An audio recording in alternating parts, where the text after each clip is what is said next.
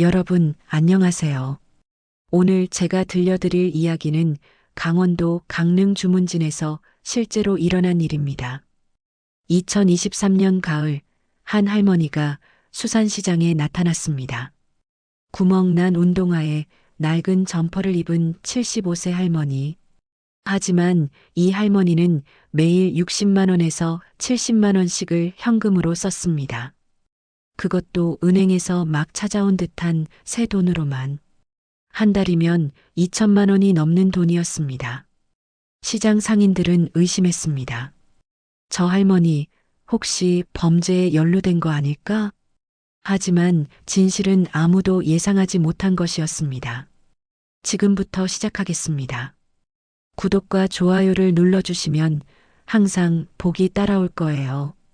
2023년 10월 12일 목요일, 강원도 강릉시 주문진읍 주문진 수산시장. 바닷바람이 차갑게 불어오는 가을 오후였습니다. 해동수산의 문이 삐걱거리며 열렸습니다. 주인 최진호는 손님을 맞으려 고개를 들었다가 잠시 멈칫했습니다. 문 앞에 선 사람은 허리가 구부정한 노인이었습니다. 회색 머리카락은 듬성듬성 빠져 있었고 얼굴에는 깊은 주름이 골짜기처럼 패어 있었습니다. 낡아 빠진 검은색 패딩 점퍼에는 군데군데 실밥이 풀려 있었고 발끝이 뚫린 운동화에서는 양말이 살짝 삐져나와 있었습니다. 어서 오세요. 진호가 인사했습니다. 평소 같으면 자동으로 나오는 말이었지만 오늘은 조금 달랐습니다. 주문진 수산시장에는 주로 관광객이나 단골 손님들이 찾아왔습니다. 이런 차림의 어르신은 보통 구경만 하다가 가는 경우가 대부분이었죠. 광어 있어요? 할머니의 목소리는 작고 가늘었지만 분명했습니다. 네, 있습니다. 오늘 아침에 들어온 싱싱한 놈들이에요. 진호는 수조를 가리키며 대답했습니다. 얼마나 드릴까요? 할머니는 잠시 망설이는 듯 하더니 주머니에서 낡은 갈색 봉투를 꺼냈습니다. 10kg 주세요. 순간 진호의 눈빛이 조금 달라졌습니다. 10kg요? 네, 10kg요. 할머니가 다시 한번 또박또박 말했습니다. 진호는 머릿속으로 계산했습니다. 광어 1kg에 23,000원, 10kg이면 23만 원. 적지 않은 금액이었습니다. 할머니 10kg이면 20명 정도는 먹을 수 있는 양인데요. 혹시 집에 손님이라도 10kg 맞습니다. 할머니는 진호의 말을 잘라내며 봉투를 열기 시작했습니다. 그 순간 진호의 눈이 커졌습니다. 봉투 안에는 빳빳한 5만 원권 지폐가 빼곡히 들어 있었습니다. 새 돈 특유의 냄새가 코끝을 스쳤습니다. 은행에서 막 찾아온 돈이 분명했습니다. 여기 돈 있어요. 할머니는 떨리는 손으로 지폐를 한 장 한 장 세기 시작했습니다. 5만 원권 5장에 만 원권 3장을 더했습니다. 정확히 23만 원이었습니다. 진호는 당황스러움을 감추지 못한 채 할머니와 돈을 번갈아 쳐다봤습니다. 구멍난 운동화를 신은 할머니가 23만 원어치 광어회를 산다니 도무지 앞뒤가 맞지 않았습니다. 할머니, 이 많은 양을 어디에? 집에서 쓸 일이 있어서요. 할머니가 말을 자르며 대답했습니다. 표정은 무덤덤했고 마치 동네 슈퍼에서 두부 한 모를 사듯 당연한 일처럼 보였습니다. 진호는 더 이상 묻지 못했습니다. 30년 장사 경험으로 봤을 때 손님이 말하고 싶지 않은 건 굳이 캐묻지 않는 게 좋다는 걸 알았으니까요. 알겠습니다. 그런데 10kg이면 포장하는데 시간이 좀 걸리는데요. 30분 정도 기다리셔야 합니다. 괜찮아요. 기다릴게요. 할머니는 가게 구석 의자에 조용히 앉았습니다. 진호는 직원을 불러 광어를 손질하기 시작했습니다. 칼질을 하면서도 계속 할머니를 훔쳐봤습니다. 의자에 앉은 할머니는 그저 가만히 앉아 있을 뿐이었습니다. 창밖을 내다보는 것도 아니고 휴대폰을 보는 것도 아니고 그냥 정면을 응시한 채 꼼짝도 하지 않았습니다. 마치 오래된 사진 속 인물처럼 정지해 있었습니다. 30분이 지나고 포장이 끝났습니다. 스티로폼 박스 2개에 나눠 담은 광어회는 상당한 무게였습니다. 할머니, 다 됐습니다. 그런데 이거 어떻게 가져가실 거예요? 택시라도. 아니에요.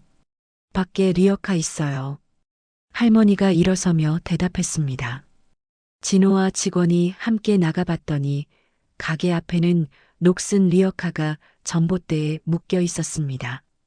손잡이는 테이프로 여러 번 감아놨고 바퀴 하나는 삐걱거리는 소리를 내고 있었습니다. 폐지 줍는 사람들이 끌고 다니는 그런 리어카였습니다. 진호가 스티로폼 박스를 리어카에 실어주는 동안 할머니가 갑자기 말했습니다. 내일도 올게요. 같은 양으로 준비해 주세요. 네. 내일도요? 네. 매일 올 테니 잘 부탁해요. 할머니는 그 말을 남기고 리어카 손잡이를 잡았습니다.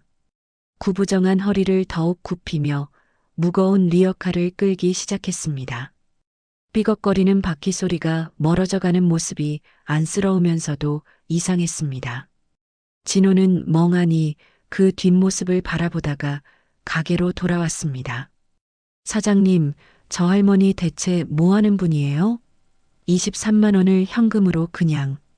젊은 아르바이트생 강태양 어이없다는 표정으로 말했습니다.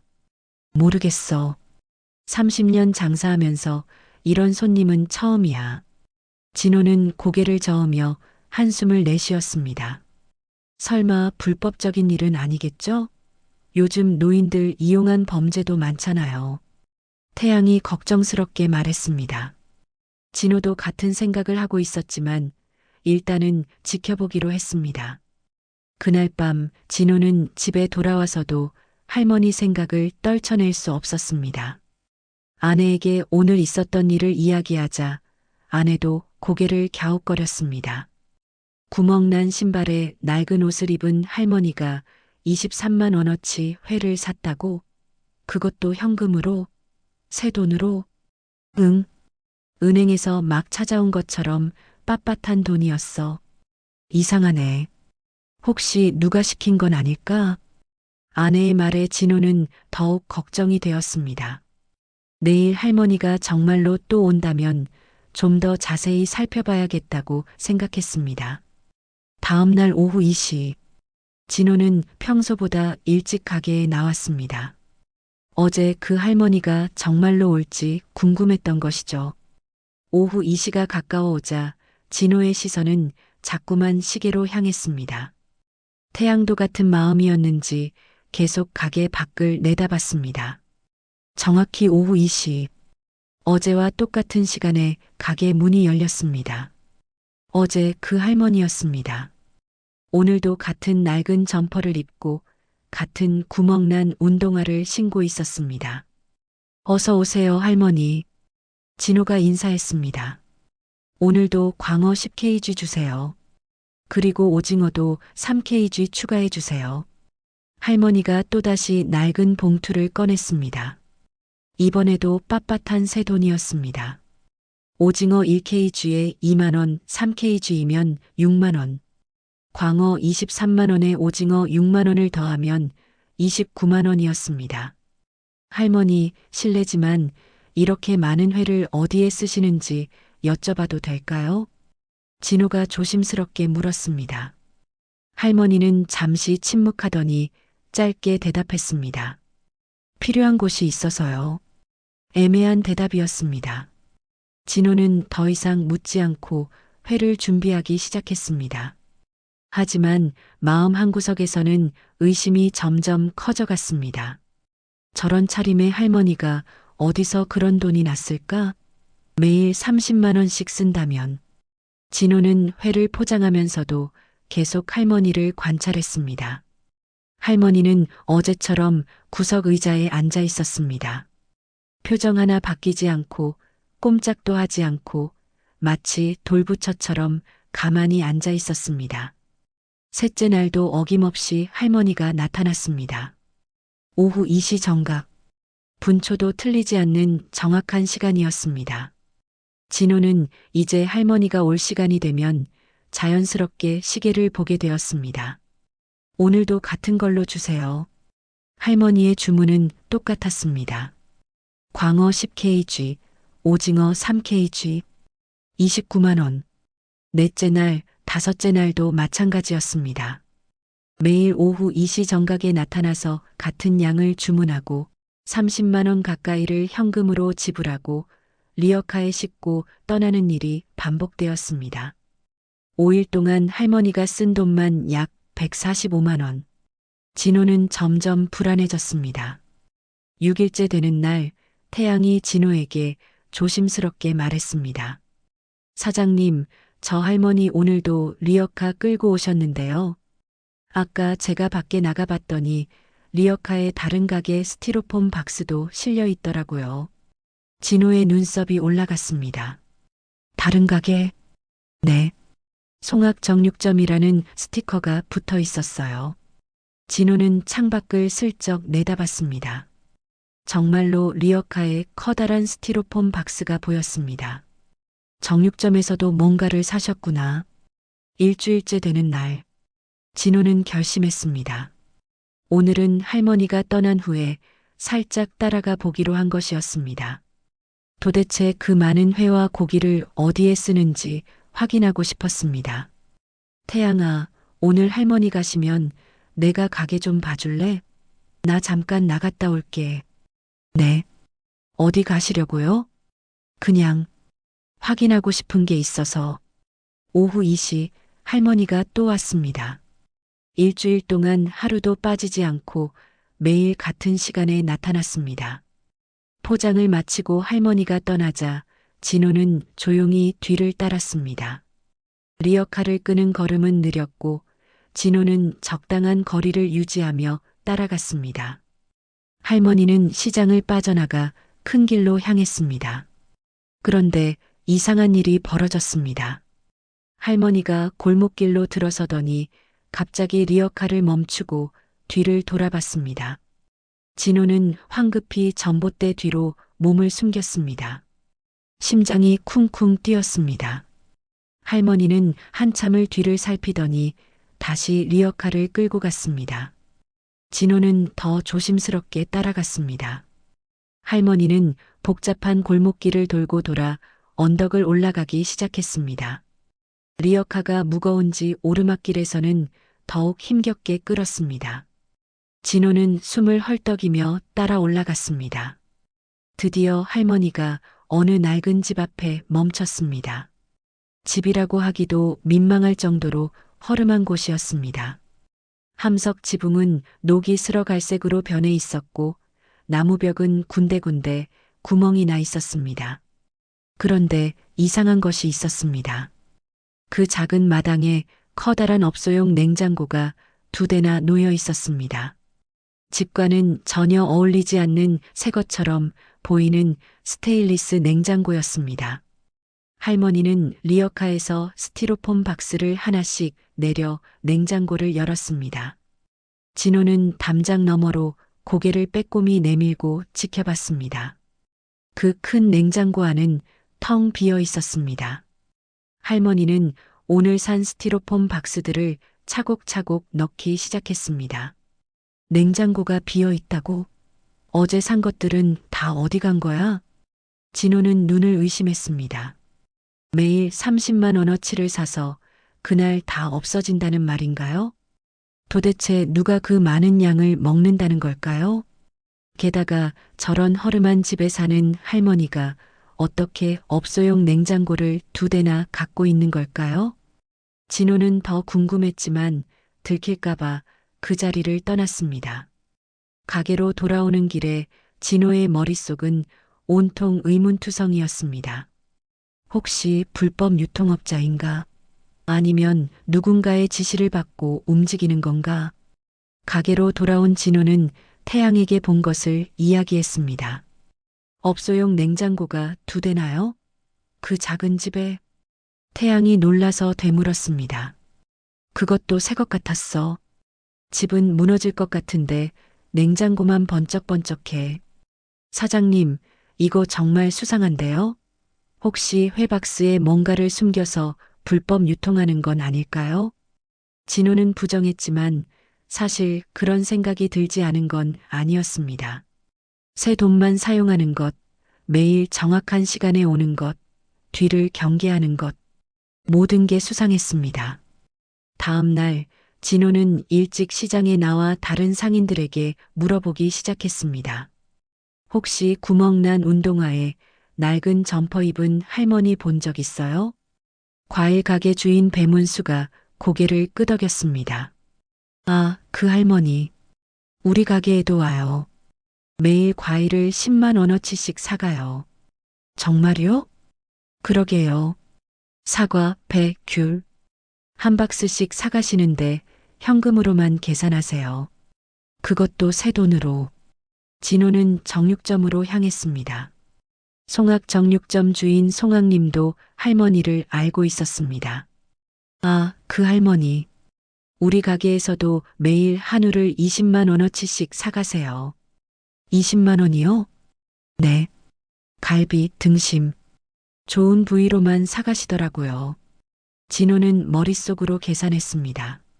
자기 가게에서 29만 원, 과일 가게에서 10만 원, 정육점에서 20만 원, 하루에 총 59만 원, 일주일이면 413만 원, 한 달이면 거의 1770만 원에 가까운 돈이었습니다.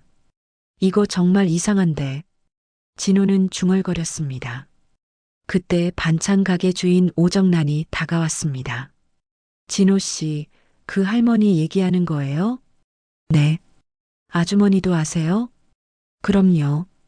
우리 가게에서도 매일 김치, 나물 같은 반찬을 8만 원어치씩 사가세요. 진호의 눈이 커졌습니다. 그럼 하루에 67만 원을 쓰고 계신 거네요. 상인들이 모두 고개를 끄덕였습니다. 근데 더 이상한 건요.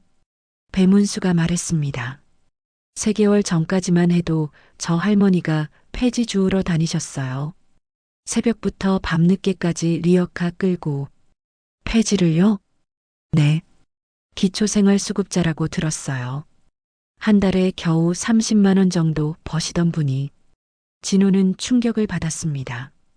한 달에 30만 원 버는 사람이 하루에 67만 원을 쓴다니. 이건 정말 말이 안 되는 일이었습니다. 이거 그냥 넘어갈 일이 아닌 것 같은데요. 송악님이 심각한 표정으로 말했습니다. 혹시 할머니가 범죄에 연루된 건 아닐까요? 상인들은 서로를 바라보며 침묵했습니다. 10일째 되는 날, 진호는 더 이상 참을 수 없었습니다. 할머니가 지금까지 쓴 돈을 계산해 보니 670만 원이 넘었습니다. 이건 단순한 개인의 소비로 볼 수 없는 금액이었습니다. 오후 2시 할머니가 또 나타났습니다. 하지만 오늘은 평소와 조금 달랐습니다. 할머니의 얼굴이 더 수척해 보였고 손도 평소보다 더 많이 떨렸습니다. 오늘도 같은 걸로 주세요. 할머니가 주문했지만 목소리에는 피로가 묻어났습니다. 진호는 회를 준비하면서 용기를 냈습니다. 할머니, 실례지만 하나만 여쭤봐도 될까요? 할머니가 진호를 바라봤습니다. 매일 이렇게 많은 양을 사가시는데 혹시 어디에 쓰시는 건지. 할머니는 잠시 침묵했습니다. 그리고는 작은 목소리로 대답했습니다. 아이들이요. 아이들이요? 네. 아이들이 많이 먹어요. 애매한 대답이었습니다. 할머니가 혼자 산다고 들었는데 무슨 아이들이란 말일까요? 진호는 더 이상 묻지 못했습니다. 그날 저녁 상인들이 모였습니다. 이제는 정말 신고해야 하는 거 아니에요? 오정란이 걱정스럽게 말했습니다. 하지만 혹시 할머니가 정말 선한 일을 하고 있다면. 배문수가 망설였습니다. 그래도 이 정도 금액이면 확인은 해봐야죠. 송악님이 단호하게 말했습니다. 내일 경찰에 연락해 봅시다. 진호가 결심한 듯 말했습니다. 다음 날 오전 주문진 파출소 황석원 순경이 시장을 찾아왔습니다. 진호는 처음부터 차근차근 설명했습니다. 10일 전부터 매일 약 30만 원씩 현금으로 회를 사간다는 것. 그것도 새 돈으로만 결제한다는 것. 폐지를 줍던 기초생활수급자였다는 것까지 모두 이야기했습니다. 석원 순경의 표정이 점점 심각해졌습니다. 새 돈으로만 결제한다고요? 네. 주로 5만 원권이요. 은행에서 막 찾아온 것처럼 빳빳한 돈이에요. 그리고 다른 가게에서도 비슷한 일이 있다고요? 배문수가 나서서 대답했습니다. 네. 과일 가게, 정육점, 반찬 가게. 하루에 총 67만 원 정도 쓰고 계세요. 석원 순경이 계산기를 두드렸습니다. 10일이면 670만 원이네요. 이건 정말 심상치 않은데요. 그래서 저희가 걱정이 되는 거예요. 혹시 할머니가 사기를 당하거나 누군가에게 이용당하는 건 아닐까 해서. 진호가 걱정스럽게 말했습니다. 석원 순경은 잠시 생각하더니 말했습니다. 일단 오늘 그 할머니가 오시면 제가 멀리서 지켜볼게요. 직접 보고 판단해야 할 것 같습니다. 오후 1시 반쯤 석원 순경이 맞은편 카페에 자리를 잡았습니다. 평상복으로 갈아입고 신문을 펼쳐든 채 자연스럽게 앉아 있었습니다. 진호는 초조한 마음으로 시계를 바라봤습니다. 곧 2시가 되겠네요. 정확히 오후 2시. 할머니가 리어카를 끌고 나타났습니다. 오늘은 더욱 이상한 점이 있었습니다. 리어카 손잡이를 잡은 할머니의 손이 심하게 떨리고 있었고 얼굴은 창백했습니다. 게다가 자꾸 뒤를 돌아보며 누군가를 경계하는 듯한 모습이었습니다. 어서 오세요, 할머니. 진호가 인사했지만 할머니는 건성으로 고개만 끄덕였습니다. 평소보다 더 다급해 보였습니다. 오늘도 같은 걸로 주세요. 빨리 좀 부탁해요. 할머니의 목소리에는 절박함이 묻어났습니다. 진호는 이상함을 느끼며 물었습니다. 할머니, 무슨 급한 일이라도 있으세요? 아니에요. 그냥 오늘은 좀 바빠서요. 할머니가 둘러댔지만 불안한 기색이 역력했습니다. 진호가 회를 준비하는 동안 할머니는 계속 휴대폰을 확인했습니다. 낡은 폴더폰이었는데 3분에 한 번씩 열어보며 무언가를 확인하는 듯 했습니다. 포장을 마치고 할머니가 떠나자 석원 순경이 조용히 뒤를 따랐습니다. 진호도 함께 나섰습니다. 할머니는 어제와 같은 길을 따라 언덕을 올라갔습니다. 그 낡은 집 앞에 멈춰 섰습니다. 석원 순경과 진호는 담장 너머에서 지켜봤습니다. 할머니는 리어카에서 스티로폼 박스를 내려 냉장고에 넣기 시작했습니다. 그런데 갑자기 할머니가 비틀거렸습니다. 아! 작은 신음소리와 함께 할머니가 마당에 주저앉았습니다. 할머니! 석원 순경과 진호가 급히 달려갔습니다. 할머니는 가쁜 숨을 몰아쉬며 가슴을 움켜쥐고 있었습니다. 할머니, 괜찮으세요? 구급차를 불러야겠어요. 석원 순경이 119에 전화를 걸었습니다. 진호는 할머니를 부축해 앉혔습니다. 할머니, 정신 차리세요. 할머니는 희미하게 눈을 떴습니다. 미안해요. 아직 할 일이 남았는데. 괜찮아요. 지금 구급차 오고 있어요. 10분 후 구급차가 도착했습니다. 할머니를 들것에 실어 나르는 동안 석원 순경이 집안을 살폈습니다. 방 한쪽에 놓인 공책을 발견했습니다. 펼쳐보니 빼곡하게 뭔가가 적혀 있었습니다. 날짜와 금액, 그리고 보호소, 아이들, 승민 같은 단어들이 보였습니다.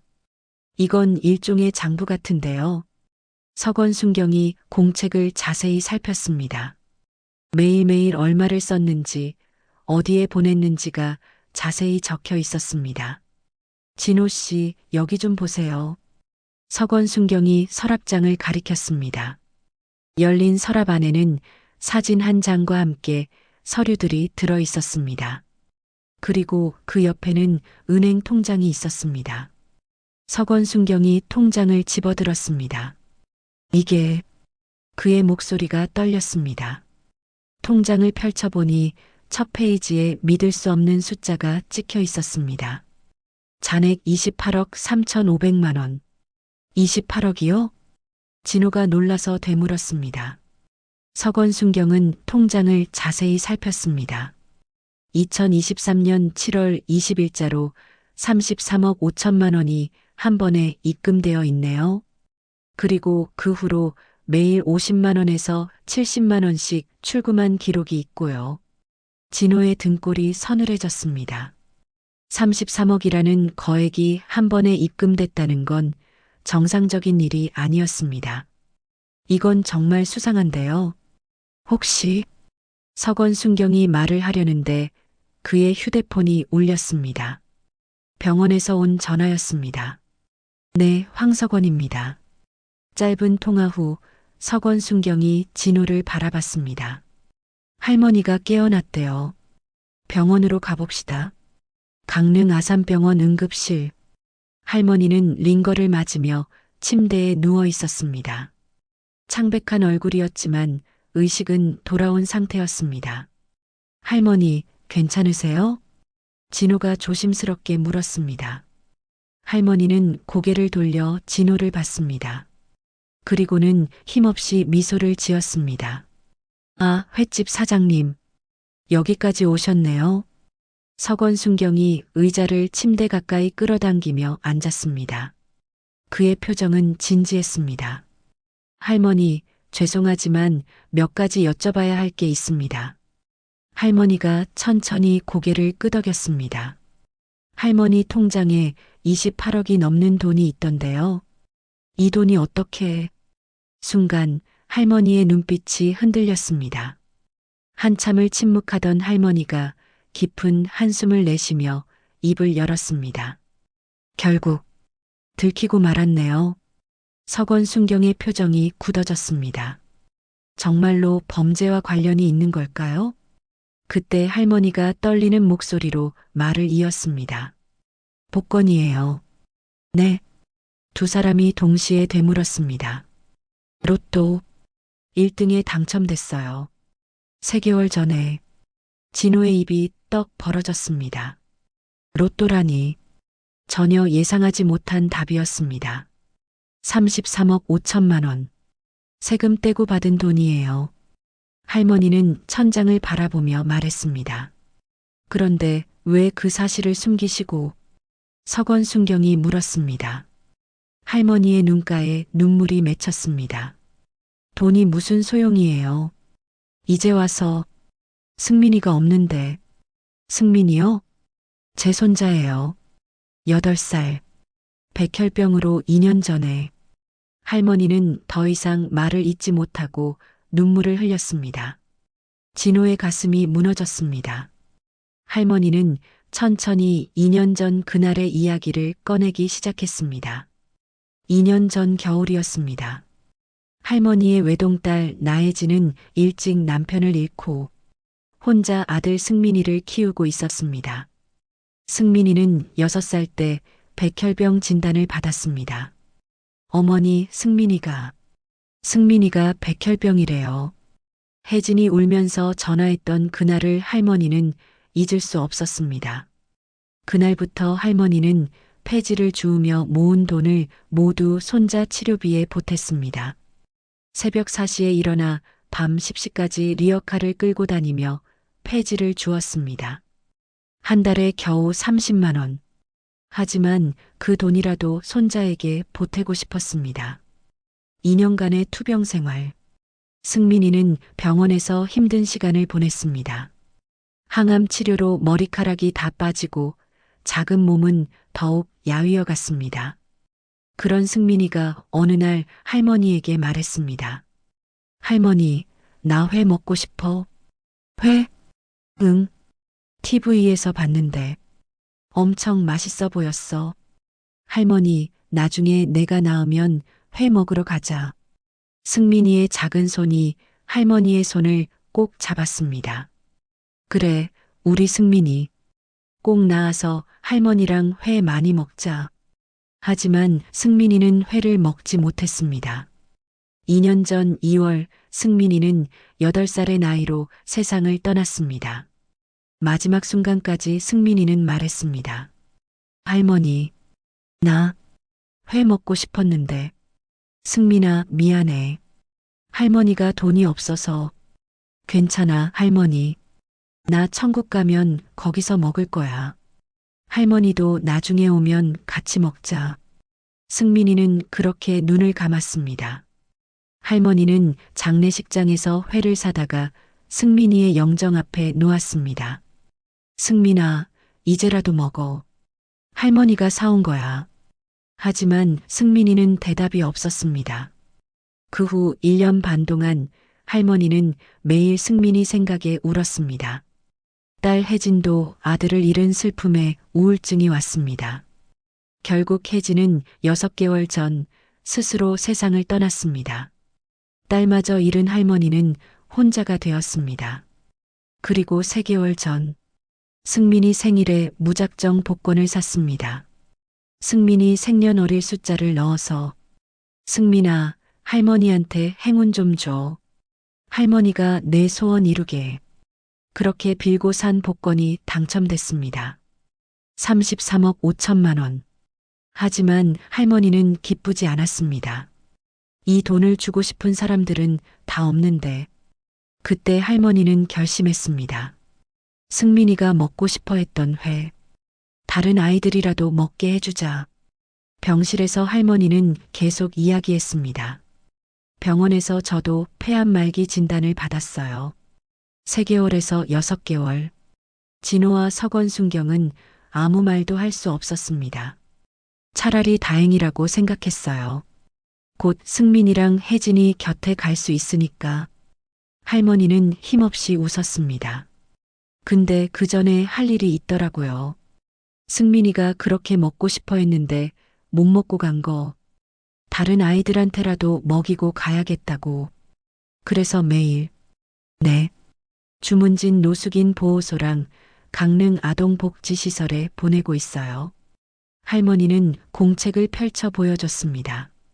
매일매일 얼마를 어디에 보냈는지가 자세히 적혀 있었습니다. 노숙인 보호소에는 회랑 고기, 과일을 보내요. 거기 아이들이 많거든요. 부모 없이 할머니, 할아버지랑 사는 아이들. 할머니의 목소리가 떨렸습니다. 아동복지시설 아이들한테도 보내요. 아픈 아이들은 병원에 회를 못 가져가니까.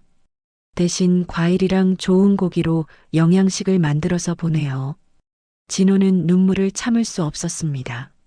할머니, 제가 직접 못 가요. 얼굴 보면 승민이 생각나서 견딜 수가 없어서. 그래서 보호소에서 와서 가져가요. 매일 오후 4시에 모든 퍼즐이 맞춰지는 순간이었습니다. 그래서 냉장고가 매일 비어 있었던 것입니다. 보호소 사람들은 알고 계세요? 석원순경이 물었습니다. 아니요. 익명으로 보내고 있어요. 그냥 승민이 할머니가 보낸다고만. 할머니는 눈물을 닦았습니다. 의사 선생님이 길어야 6개월이래요. 그 전에 돈 다 쓰고 가려고요. 그래야 승민이 만났을 때 승민아, 할머니가 내 소원 이뤄줬어. 내가 먹고 싶어 했던 거 다른 아이들 다 먹였어. 라고 말할 수 있잖아요. 진호는 더 이상 참지 못하고 울었습니다. 석원순경도 눈시울이 붉어졌습니다. 할머니, 죄송합니다. 저희가 오해를. 아니에요. 당연히 의심할 만했죠. 저도 이상하게 보였을 거예요. 할머니는 힘겹게 미소를 지었습니다. 제발, 제가 이 일 마칠 때까지만 조금만 더 살게 해주세요. 승민이 못다 이룬 꿈, 대신 이루고 가게. 병실은 눈물바다가 되었습니다. 다음 날 진호는 시장 상인들을 모두 모았습니다. 할머니의 이야기를 처음부터 끝까지 전했습니다. 로또 1등 당첨, 백혈병으로 떠난 손자, 스스로 목숨을 끊은 딸, 그리고 폐암 말기 진단. 상인들은 모두 울었습니다. 우리가 정말 큰 오해를 했네요.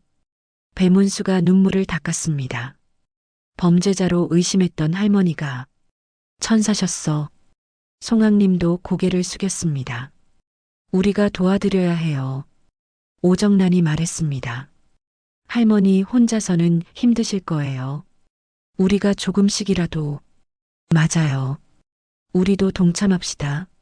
상인들 사이에서 웅성거리는 소리가 들렸습니다. 그럼 이렇게 합시다. 진호가 말했습니다. 우리가 원가로만 드리는 거예요. 그러면 할머니가 더 많은 아이들에게 나눠주실 수 있어요. 좋은 생각이에요. 모두가 동의했습니다. 그날부터 시장은 변했습니다. 진호는 회를 원가에 드리기 시작했습니다. 송악님은 고기를, 배문수는 과일을, 오정란은 반찬을 원가에 드렸습니다. 할머니는 처음에 거절했지만 상인들이 설득했습니다. 할머니, 우리도 함께하게 해주세요. 승민이 소원. 우리도 같이 이루고 싶어요. 할머니는 상인들의 손을 잡고 울었습니다. 고맙습니다. 정말 고맙습니다. 소문은 빠르게 퍼졌습니다.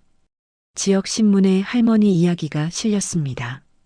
손자의 마지막 소원을 이루는 할머니. 기사를 본 시민들이 하나둘 찾아왔습니다. 어떤 이는 성금을 내놓았고 어떤 이는 자원봉사를 하겠다고 나섰습니다. 노숙인 보호소에서도 연락이 왔습니다. 할머니 덕분에 우리 아이들이 매일 좋은 음식을 먹고 있어요. 보호소 소장 정미라가 직접 찾아왔습니다. 특히 아이들이 회를 정말 좋아해요. 처음 먹어본 아이들도 많거든요. 할머니의 눈가에 눈물이 맺혔습니다. 아이들이 좋아한다고요? 네. 어제는 한 아이가 이렇게 맛있는 게 있는 줄 몰랐어요 라고 하더라고요. 할머니는 가슴을 쓸어내렸습니다. 마치 승민이가 그 말을 한 것처럼 느껴졌습니다. 시간이 흘렀습니다. 할머니는 여전히 매일 오후 2시에 시장에 나타났습니다. 하지만 이제는 혼자가 아니었습니다. 태양과 다른 청년들이 함께 리어카를 밀어주었고 상인들은 각자 준비한 음식들을 기다리고 있었습니다. 어느 날 낯선 중년 여성이 할머니에게 다가왔습니다. 저 서봉래 할머니 맞으시죠? 네, 그런데 여성은 갑자기 할머니의 손을 잡고 울기 시작했습니다. 할머니, 저 보호소에서 밥 먹는 윤지수예요. 할머니가 놀라서 여성을 바라봤습니다. 할머니 덕분에 제가 살았어요. 여성은 눈물을 닦으며 말을 이었습니다. 남편이 사업 실패로 돌아가시고 저도 아들 둘 데리고 죽으려고 했어요. 근데 보호소에서 먹은 할머니가 주신 회가 너무 맛있더라고요. 아이들이 엄마 이거 정말 맛있어. 또 먹고 싶어라고 하는 거예요. 여성은 흐느꼈습니다. 그때 생각했어요. 이렇게 맛있는 걸 두고 우리가 왜 죽어야 하나? 아이들한테 더 많은 걸 먹여봐야겠다고. 그래서, 네. 제가 이제 일자리를 구했어요. 청소 일이지만, 이제는 살아갈 수 있을 것 같아요. 여성은 봉투를 할머니에게 건넸습니다. 많지 않지만, 이것도 보호소에 기부해 주세요. 제가 받은 은혜, 조금이라도 갚고 싶어요. 할머니는 봉투를 받으며 여성을 꼭 안았습니다. 두 사람은 한참을 울었습니다.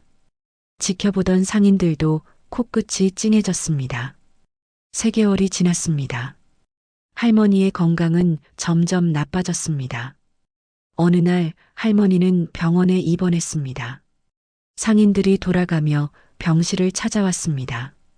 할머니, 아직 가시면 안 돼요.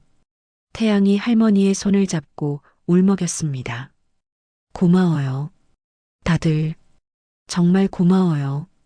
할머니는 힘없이 웃었습니다.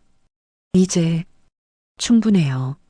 승민이도 많이 기뻐했을 거예요. 그때 병실 문이 열리며 수십 명의 사람들이 들어왔습니다. 노숙인 보호소 사람들이었습니다. 아이들도 함께 왔습니다. 할머니, 아이들이 달려와 할머니를 안았습니다. 할머니, 저희 왔어요. 할머니 덕분에 저희가 맛있는 거 많이 먹었어요. 고맙습니다, 할머니. 정말 감사해요. 할머니는 눈물을 흘리며 아이들을 하나하나 바라봤습니다. 아이들의 얼굴에서 승민이를 봤습니다. 승민이가 그토록 나누고 싶어 했던 그 마음을. 승민아, 봤니? 할머니가 내 소원 이뤘어. 많은 아이들이 회 먹고 행복해했어. 할머니는 천천히 눈을 감았습니다. 2024년 1월 주문진 수산시장 입구에 작은 동판이 설치되었습니다. 승민이의 나눔 마이너스 서복래 할머니를 기리며 그 아래에는 할머니와 승민이의 사진이 나란히 붙어 있었습니다. 할머니는 평화롭게 세상을 떠났습니다. 마지막 순간까지도 입가에는 미소가 머물러 있었습니다. 장례는 시장 상인들이 힘을 모아 치렀습니다. 할머니는 승민이와 혜진 옆에 묻혔습니다. 이제 세 사람이 다시 만났습니다. 주문진 수산시장에는 승민이의 나눔 냉장고가 설치되었습니다. 누구나 음식을 넣을 수 있고 필요한 사람은 누구나 가져갈 수 있는 냉장고였습니다. 진호는 지금도 가끔 그 의자를 바라봅니다. 할머니가 늘 앉아있던 그 의자를, 비어있는 그 자리가 왠지 따뜻하게 느껴집니다. 봄날의 어느 오후, 진호는 회 한 접시와 소주 한 병을 들고 묘지를 찾았습니다. 승민이와 할머니의 묘비가 나란히 서 있었습니다. 할머니, 승민이야. 시장 사람들이 다 보고 싶어 해요. 진호는 회를 묘비 앞에 놓으며 소주를 따랐습니다. 승민아, 내가 먹고 싶어 했던 회야. 할머니가 많은 아이들한테 먹였어. 모두 맛있게 잘 먹었대. 바람이 불어버 꽃잎이 날렸습니다. 마치 승민이와 할머니가 함께 웃고 있는 것 같았습니다. 주문진 수산시장은 여전히 활기찹니다. 하지만 오후 2시가 되면 상인들은 자연스럽게 그 시간을 기억합니다. 할머니가 리어카를 끌고 오던 그 시간을, 승민이의 마지막 소원을 이루기 위해 매일 나타나던 그 시간을. 나눔은 거창한 것이 아니었습니다. 할머니가 보여준 제시도쇼 계속 편집 것처럼 그저 할 수 있는 만큼 진심을 담아 나누는 것. 그것이 진짜 나눔이었습니다. 하늘에서 승민이와 할머니가 함께 웃고 있을 것입니다. 할머니, 고마워요. 내 소원 이뤄줘서. 우리 승민이, 이제 함께 회 먹자. 할머니가 많이 사왔어. 시장 입구의 작은 현판에는 이렇게 적혀 있었습니다. 함께 나누는 주문진 수산시장. 화려하지 않은 글귀였지만 그것으로 충분했습니다. 어느 저녁 한 젊은 부부가 시장을 찾았습니다. 손을 잡고 걷던 남자가 승민이의 나눔 동판 앞에 멈춰 섰습니다. 여보, 이거 봐. 이 할머니 이야기. 여자가 동판에 적힌 글을 읽기 시작했습니다. 잠시 후 여자의 눈가에 눈물이 맺혔습니다. 정말 대단한 분이셨네요. 그러게. 우리도 뭔가 할 수 있는 게 있을까? 남자가 승민이의 나눔 냉장고를 가리켰습니다. 저기 냉장고에 뭔가 넣고 갈까? 두 사람은 시장을 돌며 음식을 샀습니다. 김밥, 과일, 빵, 그리고 조용히 냉장고에 넣었습니다. 승민아, 할머니, 잘 드세요. 남자가 작게 중얼거렸습니다. 진호는 그 모습을 가게 안에서 지켜보고 있었습니다. 미소가 번졌습니다. 할머니, 보고 계세요? 할머니가 시작하신 나눔이 이렇게 계속되고 있어요. 그날 밤, 진호는 가게 문을 닫으며 생각했습니다. 할머니와 승민이의 이야기가 단순히 슬픈 이야기로 끝나지 않았다고, 그것은 시작이었다고, 많은 사람들의 마음에 씨앗을 심은 시작. 다음 날 아침, 진호가 가게 문을 열자 냉장고 앞에 종이 한 장이 붙어 있었습니다. 승민이 할머니께, 저는 어제 이 이야기를 듣고 많이 울었습니다. 저도 5년 전에 아들을 잃었거든요. 그동안 슬픔에만 빠져 있었는데 할머니 이야기를 듣고 생각이 바뀌었습니다. 제 아들도 승민이처럼 착한 아이였어요. 남을 도와주는 걸 좋아했죠. 이제 저도 아들의 이름으로 나눔을 실천하려고 합니다. 할머니, 승민이 감사합니다.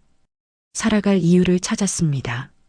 진호는 종이를 읽으며 또 눈물을 흘렸습니다. 할머니의 나눔이 또 다른 사람의 삶을 바꾸고 있었습니다. 6개월 후, 주문진 수산시장에서는 특별한 행사가 열렸습니다. 승민이의 나눔 축제. 시장 상인들과 시민들이 함께 모여 음식을 나누는 날이었습니다. 진호를 비롯한 상인들은 회, 고기, 과일, 반찬을 준비했습니다. 노숙인 보호소, 아동복지시설, 독거노인들이 초대되었습니다. 할머니라면 이렇게 하셨을 거예요. 진호가 말했습니다. 모두가 함께 모여 맛있는 걸 나눠 먹는 거. 그게 승민이와 할머니가 원하셨던 거잖아요. 행사가 시작되었습니다. 아이들이 웃으며 회를 먹었습니다. 와, 정말 맛있어요. 저 이거 처음 먹어봐요. 신기해요. 진호는 그 모습을 보며 생각했습니다. 할머니, 승민이 보고 계시죠? 이 아이들의 웃는 얼굴을. 노숙인 보호소에서 온 한 할머니가 진호에게 다가왔습니다. 사장님, 고맙습니다. 저희 같은 사람들한테 이렇게 좋은 음식을. 아니에요. 저희가 더 고마워요. 함께 나눌 수 있어서. 진호는 할머니의 손을 잡았습니다.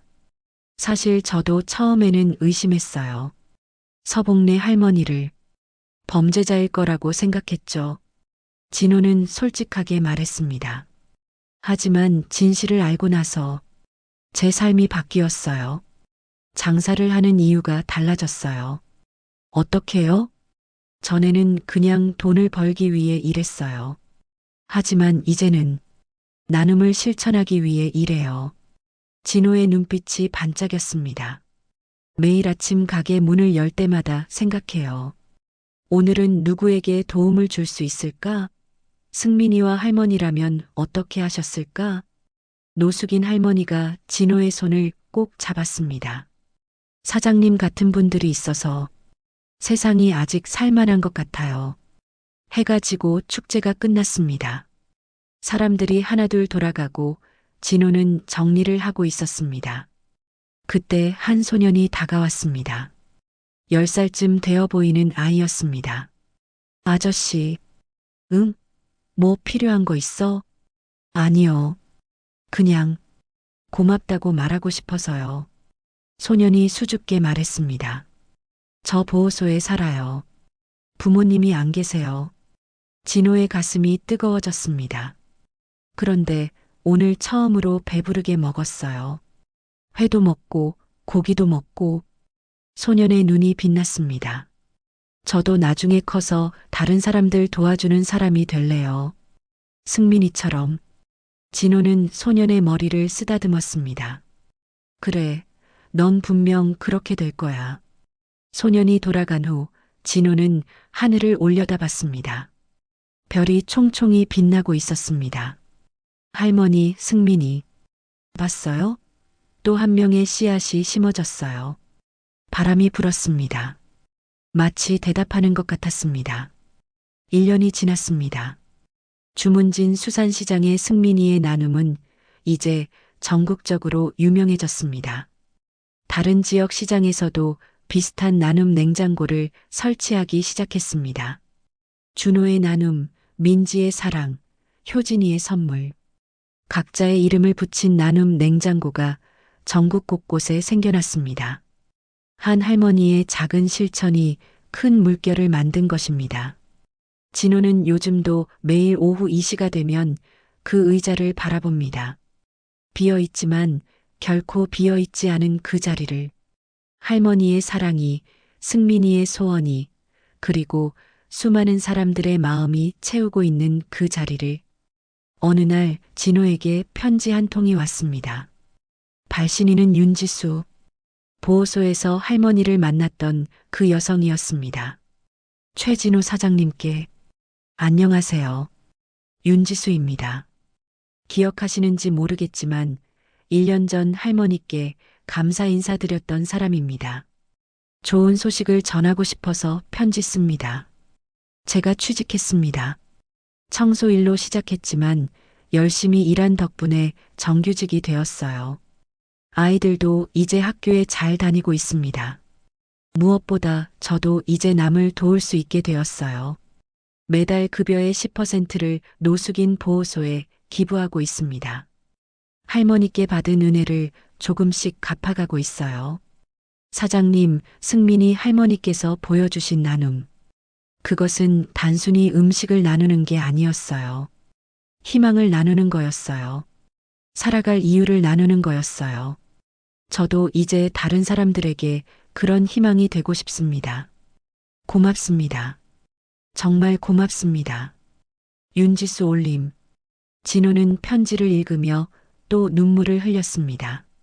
하지만 이번에는 슬픔의 눈물이 아니었습니다. 기쁨의 눈물이었습니다. 할머니의 나눔이 계속되고 있다는 것. 그것이 또 다른 나눔을 만들어내고 있다는 것. 그것이 진짜 기적이었습니다. 저녁이 되었습니다. 진호는 마지막 손님을 배웅하고 가게 문을 닫았습니다. 정리를 하다가 문득 창밖을 내다봤습니다. 승민이의 나눔 냉장고 앞에 한 청년이 서 있었습니다. 청년은 조용히 냉장고 문을 열고 김밥 몇 줄을 넣었습니다. 그리고는 동판 앞에 서서 잠시 묵념했습니다. 승민아, 할머니, 잘 드세요. 청년의 작은 목소리가 바람에 실려왔습니다. 진호는 미소 지었습니다. 할머니, 승민이, 보세요. 여전히 많은 사람들이 기억하고 있어요. 그리고 실천하고 있어요. 밤하늘의 별들이 유난히 밝게 빛났습니다. 그 중에서도 나란히 빛나는 2개의 별이 있었습니다. 마치 할머니와 승민이가 함께 웃으며 손을 흔들고 있는 것 같았습니다.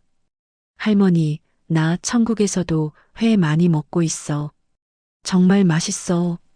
우리 승민이 많이 먹어. 할머니가 내가 먹고 싶어 했던 거 다 해줄게. 할머니, 그런데 지상에 있는 아이들은 잘 먹고 있어? 그럼 우리 승민이 덕분에 많은 아이들이 행복하게 먹고 있단다. 정말 다행이다.